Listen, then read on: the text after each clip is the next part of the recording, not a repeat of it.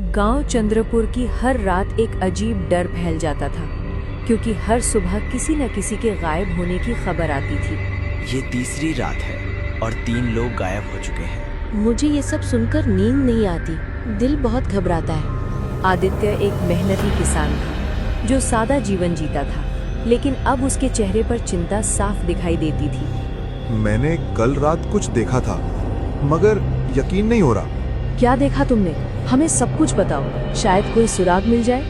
रात के अंधेरे में एक बहुत बड़ा साया गांव के किनारे चल रहा था और उसके कदमों की आवाज जमीन को हिला रही थी। ये सब तुम्हारा वहम हो सकता है। रात में हर चीज डरावनी लगती है। नहीं, कुछ तो गलत हो रहा है। जानवर भी अजीब व्यवहार कर रहे हैं। उसी समय एक कुत्ता तेजी से भागता हुआ उनके पास आया। उसकी सांसें तेज थीं। तुम लोग खतरे को समझ क्यों नहीं रहे? वो फिर आज रात आएगा। ये कुत्ता बात कर रहा है? हम सब सुन रहे हैं। ये कोई आम बात नहीं है। पूरा तुमने क्या देखा है, हमें सच बताओ। मैंने अपनी आंखों से देखा है। वो एक बड़ा राक्षस है जो हर रात किसी को उठाकर ले जाता है। ये सुनकर सबके चेहरे पीले पड़ गए और माहौल में डर और बढ़ गया। अगर ये सच है तो हमें कुछ करना होगा। हम यूं नहीं बैठ सकते। बातें करते करते रात हो जाती है। लेकिन हम एक राक्षस का मुकाबला कैसे करेंगे? वो हमसे कहीं ज्यादा ताकतवर होगा। मुझे ऐसा लग रहा है जैसे वो हमें देख रहा है। उसी पल जंगल की तरफ से गरजती हुई आवाज आई, जैसे कोई बहुत भारी चीज चल रही हो। ये आवाज यही है ना जिसके बारे में हम बात कर रहे थे? हाँ, और ये पहले से ज्यादा करीब लग रही है। सब लोग चुप हो गए और दूर अंधेरे में एक विशाल साया हिलता हुआ दिखाई दिया, जो धीरे धीरे गांव की ओर बढ़ रहा था। वो सच में है और हमारी तरफ आ रहा है। हमें छुपना होगा। अभी के लिए यही बेहतर है। सब लोग जल्दी जल्दी अपने घरों की तरफ भागने लगे, लेकिन आदित्य वहीं खड़ा रहा। उसकी नजरें उस दैत्य पर टिकी थीं। ये हमें कब तक डराता रहेगा? हमें इसका सामना करना होगा। आदित्य, अभी नहीं, हम तैयार नहीं हैं। हमें सोचने का वक्त चाहिए। राक्षस अब साफ दिखाई दे रहा था। उसका कद बहुत लंबा था और उसके कदमों से जमीन कांप रही थी। मैंने कहा था ना, वो हर रात आता है और किसी को ले जाता है। अगर हम कुछ नहीं करेंगे तो अगली बारी हमारी भी हो सकती है। अचानक राक्षस ने घर की ओर हाथ बढ़ाया और दरवाजा जोर से खोल दिया। कुछ ही पलों बाद राक्षस एक इंसान को उठाकर वापस जंगल की तरफ जाने लगा। नहीं, वो किसी को ले जा रहा है। मैं उसे जाने नहीं दूंगा। हमें कुछ करना होगा। अभी पीछा करना खतरनाक है। हम सब मर सकते हैं। उसी समय एक शेर की दहाड़ सुनाई दी और जंगल के किनारे से शेरा सामने आया। तुम इंसान डर में जकड़े हुए हो, इसी वजह से वो तुम पर हावी है। तुम हमें डराने आए हो या मदद करने? मैं सच बताने आया हूँ। वो राक्षस तब तक नहीं रुकेगा जब तक तुम उसका सामना नहीं करोगे। हमें क्या करना होगा? हमें रास्ता दिखाओ। रास्ता आसान नहीं है और हर कोई इसे सहन नहीं कर सकता। राक्षस अब जंगल में गायब हो चुका था, लेकिन उसका डर अभी भी बाकी था। हम कल रात उसका पीछा करेंगे और देखेंगे वो कहाँ जाता है। ये खतरनाक है, लेकिन शायद यही एक रास्ता है। रात खत्म हुई, लेकिन किसी को चैन नहीं मिला, क्योंकि सब जानते थे कि अगली रात और भी ज्यादा डरावनी होने वाली है। अदिति, वादा करो तुम अकेले कुछ नहीं करोगे। मैं वादा नहीं कर सकता, लेकिन मैं डर कर नहीं बैठूंगा। उसकी आंखों में एक नया हौसला था, जैसे उसने फैसला कर लिया हो।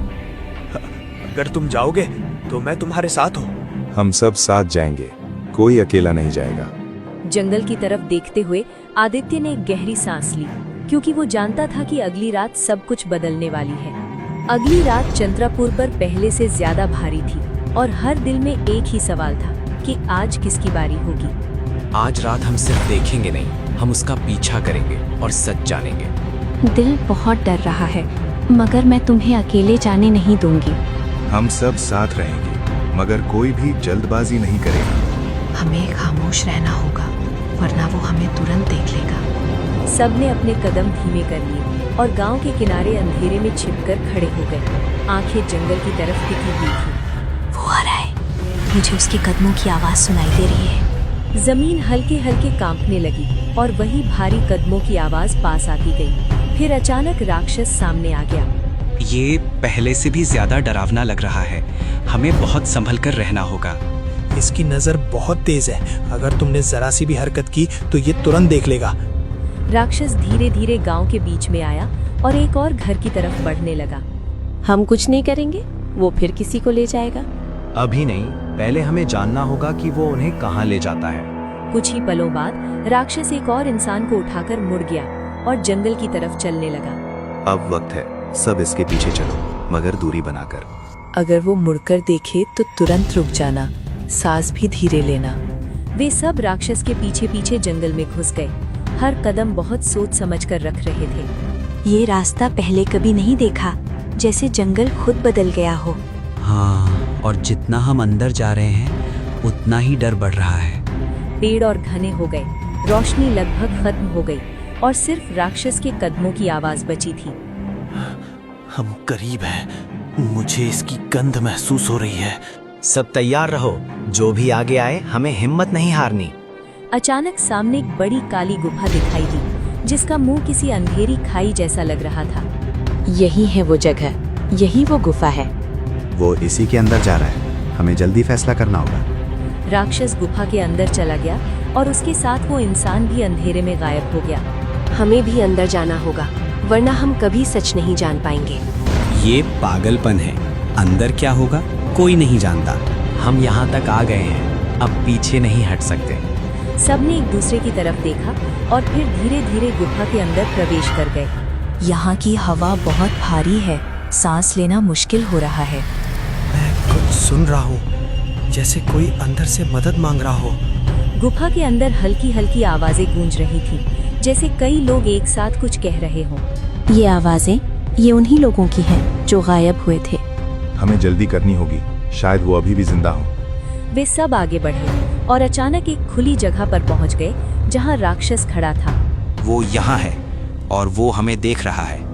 राक्षस ने धीरे धीरे अपना सिर घुमाया और उसकी नजर सीधे उन पर टिक गई। हम पकड़े गए, अब क्या करेंगे? अब भागने का समय नहीं, हमें सामना करना होगा। राक्षस ने जोर से दहाड़ मारी और जमीन कांपने लगी। वो हमला करने वाला है, सब संभल जाओ। आदित्य, हमें कुछ करना होगा, वरना हम सब खत्म हो जाएंगे। इसे किसी तरह रोकना होगा, वरना ये सबको ले जाएगा। राक्षस धीरे धीरे उनकी तरफ बढ़ने लगा। उसके कदमों से जमीन गूंज रही थी।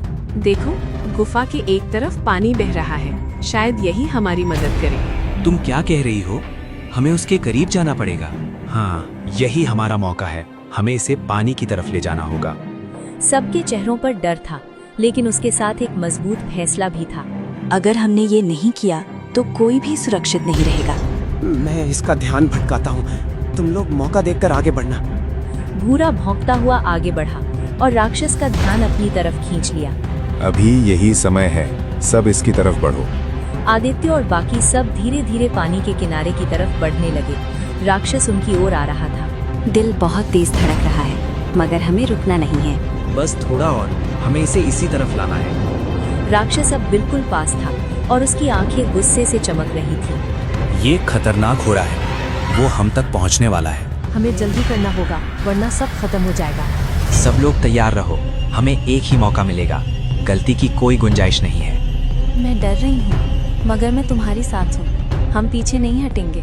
हम उसे पानी के बिल्कुल किनारे तक ले जाएंगे, फिर एक साथ धक्का देना होगा। याद रखो, अगर हम अलग हुए तो वो हमें आसानी से पकड़ लेगा। राक्षस गुस्से में उनकी तरफ बढ़ रहा था। उसकी आंखों में अजीब सी चमक थी और हर कदम जमीन को हिला रहा था। वो बहुत करीब आ गया है, हमें अभी कुछ करना होगा। ये बहुत खतरनाक है, वो तुम्हें पकड़ सकता है, जल्दी वहाँ से हटो। अब समय है, सब तैयार हो जाओ, हम उसे उधर ले जा रहे हैं। दिल बहुत तेज धड़क रहा है, मगर हम ये कर सकते हैं। बस थोड़ा और, वो करीब आ रहा है, हमें सही समय का इंतजार करना होगा। जैसे ही राक्षस पानी के किनारे पहुंचा, आदित्य ने जोर से आवाज दी। अभी सब एक साथ पूरी ताकत से धक्का दो। सबने एक साथ आगे बढ़कर राक्षस को जोर से धक्का दिया और वो लड़खड़ाते हुए पानी में गिरने लगा। हो गया, हमने उसे गिरा दिया। राक्षस ने जोर से दहाड़ मारी और उसका शरीर पानी में गिर गया, जहां तेज धारा उसे अंदर की ओर खींचने लगी। वो बाहर आने की कोशिश कर रहा है, हमें उसे वापस नहीं आने देना। पत्थर उठाओ, रास्ता बंद करना होगा। वरना वो निकल आएगा। सबने जल्दी जल्दी बड़े पत्थर उठाए और पानी के बहाव के सामने रखने लगे। जल्दी करो, वो ऊपर आने की कोशिश कर रहा है, हमें देर नहीं करनी। बस थोड़ा और, रास्ता लगभग बंद हो चुका है, हमें हिम्मत नहीं हारनी। कुछ ही पलों बाद पानी के सामने पत्थरों की दीवार बन गई और राक्षस की आवाज धीरे धीरे कम होने लगी। आवाज कम हो रही है, लगता है वो अब वापस नहीं आएगा। हमने कर दिखाया, हमने उसे रोक दिया। सब थक चुके थे, मगर उनके चेहरों पर सुकून था, जैसे एक भारी बोझ उतर गया हो।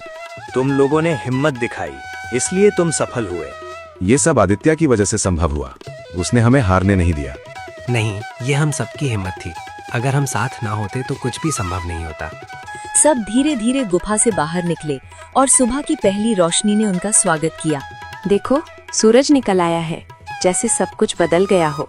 हाँ, आज पहली बार लग रहा है कि डर खत्म हो गया है। हम सब जिंदा हैं और गांव भी अब सुरक्षित होगा। अब कोई गायब नहीं होगा, हमने इस डर को खत्म कर दिया। गांव वापस आकर सबने ये खबर सुनाई और लोगों के चेहरों पर उम्मीद लौट आई। ये हमें हमेशा याद रहेगा कि डर का सामना करना जरूरी है। अगर हम डर के आगे झुक जाते तो हम सब कुछ खो देते। चंद्रापुर की जिंदगी धीरे धीरे फिर से सामान्य होने लगी, मगर उस रात की कहानी हमेशा लोगों के दिलों में जिंदा रही।